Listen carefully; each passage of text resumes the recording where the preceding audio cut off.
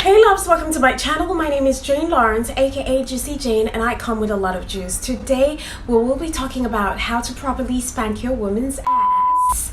Yes, we're talking about it. We're doing it today. So if you've been trying to figure out what best way to spank her, then this is the channel to be on, because with each slap across the cheeks, you can make a great lover that is able to blend pleasure and pain with every spanking you give your woman, if you know how to do it right, because you already know the intricacies surrounding heating it too soft, too hard, too high, too low, or even missing his button, lashing on his balls if you're a woman. Yes, women, you could spank your man's backside, especially Nigerian women. I don't think Nigerian women do this.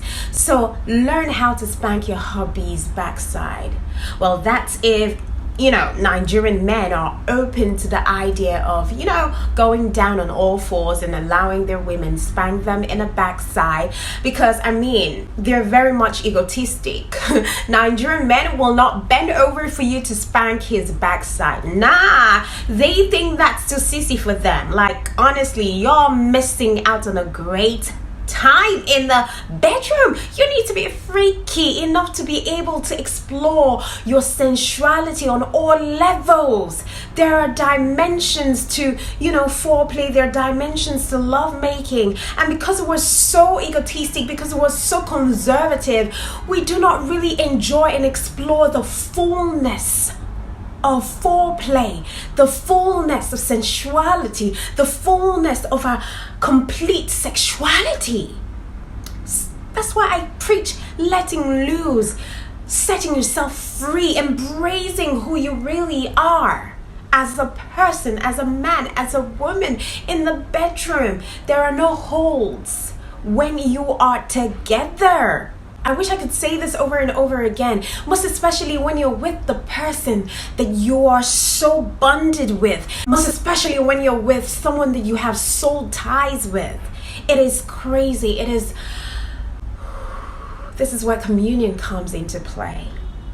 All right? Are you getting me? Nigerian men are very uptight. How do you tell a titled man to bend over and you spank him? But in any case, I've come to recognize that spanking is an art. Spanking the backside is an art. It is a form on its own entirely, and it needs to be learned. It's just like pulling your partner's hair, biting them, running your fingers down the back of their neck. Spanking provides a sensual element of pain without the possibility of you ending in an emergency room, because our fleshy backside can take a certain amount of pain. A good spanking right next door to the genitals can heat up that erogenous zone and leave us feeling more aroused than having pain, or than just aching from being spanked. So to master the art of skillfully slapping a booty, I have tips on how to properly spank that ass and give her that chills down her spine while you stroke, while you lick her paradise. Because of course they say that spanking is a one-handed round of applause in appreciation of the magnificent booty.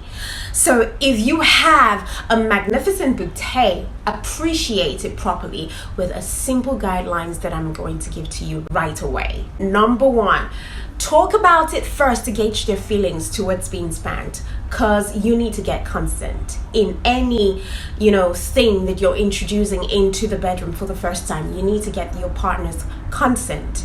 Maybe your partner could be a bit traumatized from childhood, because maybe at some point they had been beaten with a belt for something they did or didn't do, and then they're just traumatized, they can't stand it. Or maybe they know that when you spank their booty, it causes their reflexes to pop in such a way that they can potentially kick you in the face like an angry horse. All right, so you never really know until you ask. So approach the subject before risking anything that could cause you any bodily harm spurred by being spanked. All right, and chances are that they might be open to the idea of spanking. They might just be open to the idea of bringing a bit of kink into the bedroom. You never know until you say it. Now, once you both have agreed to try this together, the next step is establishing a safe word. After all, in the middle of some hot and heavy foreplay, it's not always easy to say, oh, I am having a second thought about this new element of our sexual routine, and I am not sure if it's because we're doing something wrong or if it's fundamentally not a thing for me. You need to talk about it. Communication is key. We can never overemphasize this enough, because even in the BDSM scene, it's common to use colors of traffic light as safe words.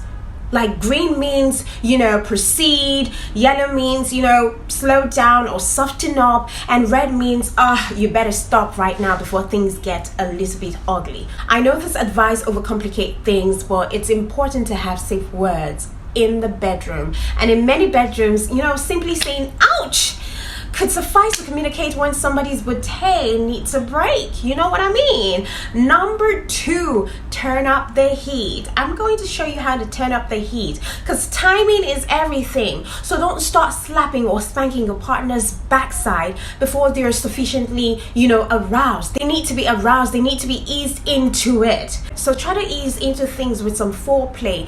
Try some light and gentle caresses, to warm up that area and gently increase the strength of your slap. You could oil them up and gently massage the whole backside area. That too will get your man or your woman turned up. But then again, you've got to know that there is a sweet spot on a bootay that you don't want to stray outside of. Now, here is a diagram that I want to show you real quick. You've got to note that there is a sweet spot on the bootay that you don't want to stray out of. You don't want to stray outside of it. From the lower central portion of the glute down to the very top of the thighs. Anything higher than that, and you could risk hitting their tailbone, which can, shatter. No jokes. And that's why you don't spank anywhere because you see it in films or you've heard about it and you just spank. Anything lower than the right spot, you could cause serious damage to the skin or maybe to the genitals. So you need to really be careful where you're hitting. Number 3, try different techniques. The way you shape your hand, the angle from which you approach the bootay from, and even what you do between each smacking is going to give your partner a very different kind of sensation from the punishment experience. Yeah, smacking and spanking is a sort of, sensual punishment. So the dynamics should always feel more human and less of a madman or woman trying to whip, his or her partner's backside like you're hitting some horse.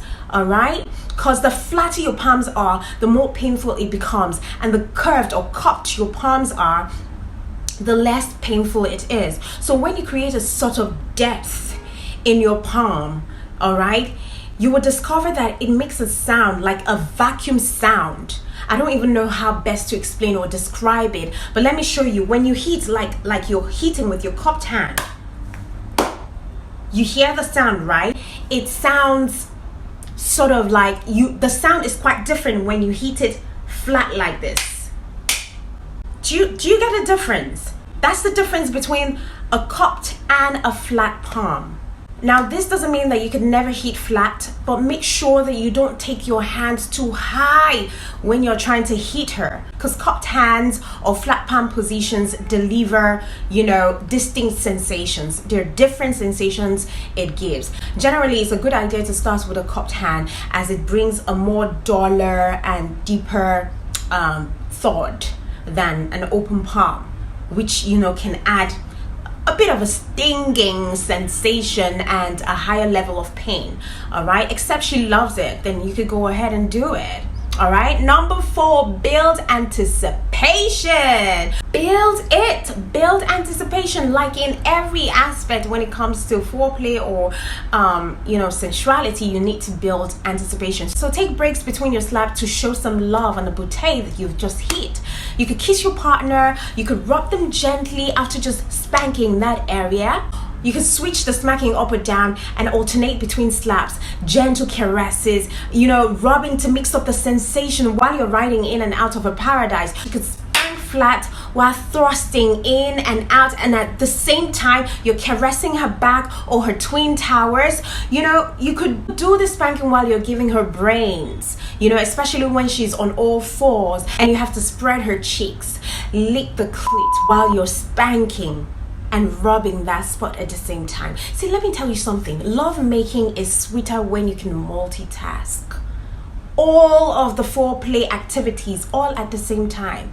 You know what this does? It gives your partner feelings from different dimensions, different angles, all at the same time. It's very explosive. It's a very explosive dimension of foreplay. And then if you want them to get more heightened climax, do the edging on them. So when you sense that they want to come, you could stop and slow the hell down. Edging is bringing yourself or someone to the edge of climax and holding off the urge to climax by either holding the head of the joystick or just reclining from the actions that are trying to bring your woman to orgasm. And you can even snap them out of that feeling by spanking them hard into reality.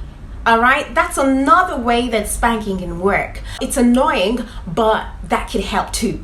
And then you could go back in and dig into some of that juicy stuff. And then when you finally allow them to come, especially if you've brought them to the edge like twice or more, when they do come, the sensation will be way heightened. All right? And if you didn't even use the joystick in her paradise, then now will just be a good time to shove it all in and deep and stroking it hard for you to come and for her to come again. All right? Mad. Number 5, toys. If you feel like your bare hands aren't, doing the trick enough for you, then there are toys that you could use to take, your spanking game to the next level. Like you've got paddles, you've got whips, you've got crops. These are tools that are common in a dominatrix toy box, but there are plenty of other household items that you could also incorporate if you don't have all of that, like hair brushes or even wooden spoon. All right, and just have the time of your life. Be creative in the bedroom. You can't enter into 2022 with a dull sex life. Honestly, you cannot do that. All right, so this is where we ended. I hope you did enjoy this class. Until my next video, keep building your sexual knowledge, and I hope that when the time is right, you would experience the bliss that you want to experience, especially if you're not married yet.